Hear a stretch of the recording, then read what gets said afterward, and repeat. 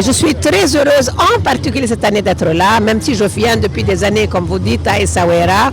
Et je souhaite à ce festival tout le succès pour qu'il continue. On a besoin de lui. Moi, je trouve que c'est un petit îlot de miracle dans le monde arabe aujourd'hui, le festival Gnawa d'Essaouira.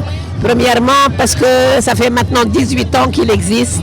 Et vous savez, pour que dans le monde arabe, une activité culturelle, musicale, artistique dure 18 ans, ça veut dire déjà que les citoyens, la population l'a adopté et la défend, parce que sinon elle n'aurait pas survécu. Deuxièmement, c'est un festival de bonheur, d'intelligence, de créativité, du vivre ensemble. Une des choses que j'adore dans le festival de Essaouira, c'est qu'il est la propriété des gens. Il n'est pas la propriété des touristes qui débarquent parce qu'ils sont invités.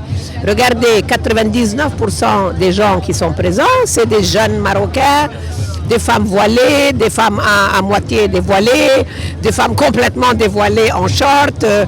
Essaouira reste elle-même, mais elle est ouverte sur le monde.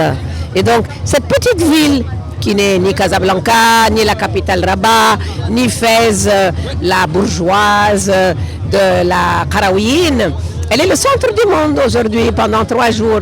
Parce qu'il y a tous ces gens qui sont là. Et c'est extraordinaire parce que regardez les visages des gens, regardez comme ils sont heureux. C'est fantastique. Écoutez, je viens de lever mon verre à monsieur l'ambassadeur des États-Unis. Et lui et moi, nous avons bu à la santé de la Palestine, de l'État de Palestine.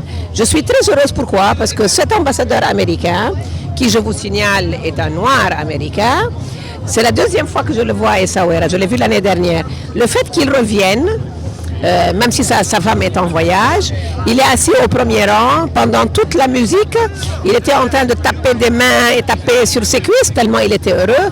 Je lui dis, ambassador, you seem to be very happy. Vous avez l'air très heureux. Il me dit, je suis très heureux. Je lui dis, this is Moroccan gospel.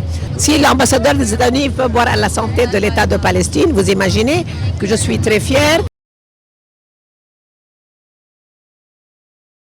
Moi, je trouve que ce pape François est un homme de cœur, pas seulement à cause de la Palestine, mais de tout ce qu'il a dit, surtout, inclut sa critique très radicale du clergé de l'Église catholique.